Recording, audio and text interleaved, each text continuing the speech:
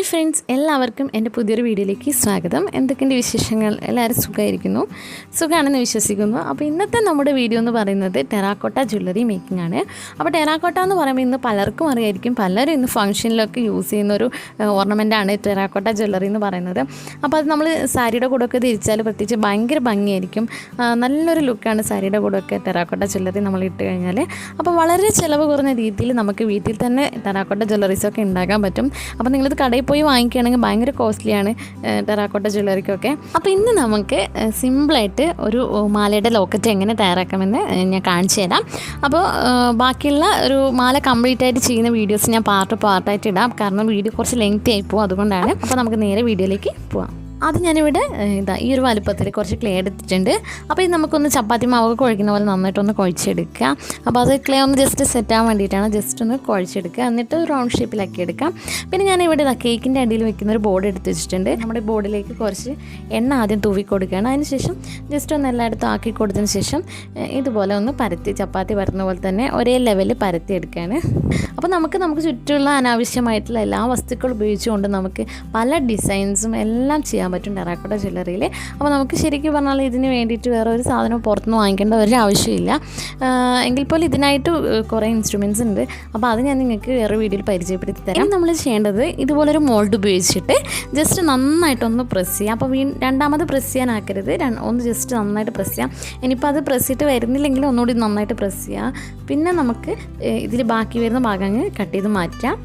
അതിനുശേഷം ഇതിൻ്റെ അടിയിലായിട്ട് വരുന്ന എക്സ്ട്രാ എന്തെങ്കിലും ഉണ്ടെങ്കിൽ ഇതുപോലൊരു ടൂൾ ഉപയോഗിച്ചിട്ട് നമുക്കതങ്ങ് കട്ട് ചെയ്ത് മാറ്റാം.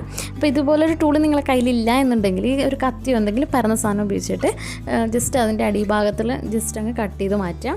അപ്പോൾ അത് സിമ്പിളായിട്ട് ഇങ്ങ് പോരും. പിന്നെ വേണ്ടതെന്ന് വെച്ചാൽ ഇതിനൊരു ഫിനിഷിങ് കിട്ടാൻ വേണ്ടിയിട്ട് എന്തെങ്കിലും കട്ടി കുറവ് കൂടുതൽ അല്ലെങ്കിൽ വിള്ളലോ കീറലൊക്കെ ഉണ്ടെങ്കിൽ നിങ്ങൾക്കത് കുറച്ച് വെള്ളം കയ്യിലെടുത്തിട്ട് ജസ്റ്റ് ഒന്ന് ഷേപ്പ് ചെയ്തെടുക്കാൻ പറ്റും. അതിനുശേഷം ലാസ്റ്റ് കുറച്ച് എണ്ണ കൂടി എടുത്തിട്ട് നന്നായിട്ട് സൈഡും അതിൻ്റെ വക്കും മുൻഭാഗവും ഒക്കെ നന്നായിട്ടൊന്ന് ഷേപ്പ് ചെയ്തെടുക്കാം.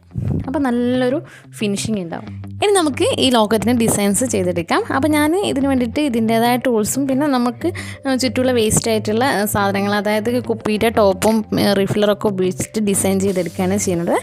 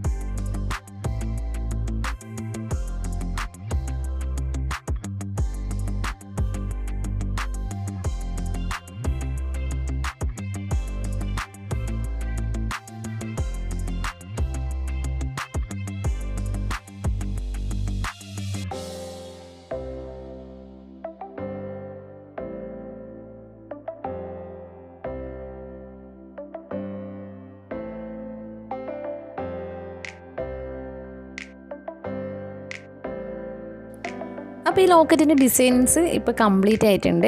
ഇനി നമുക്കിതിനൊരു ഹൂക്സ് വെച്ച് കൊടുക്കണം. അതായത് നമുക്ക് ലോക്കറ്റിലേക്ക് ത്രെഡ് ഇടാൻ വേണ്ടിയിട്ട് പാകത്തിന് ഒരു ഹൂക്സ് വെച്ച് കൊടുക്കാം. അപ്പോൾ അതിന് ഞാനിതിൻ്റെ മോൾ ഭാഗത്തായിട്ടൊരു ഹൂക്സ് വെച്ച് കൊടുക്കുകയാണ്. ഇനി ഇതൊരു 2 to 3 ഡേയ്സ് നന്നായിട്ട് ഇതൊന്ന് ഉണങ്ങണം.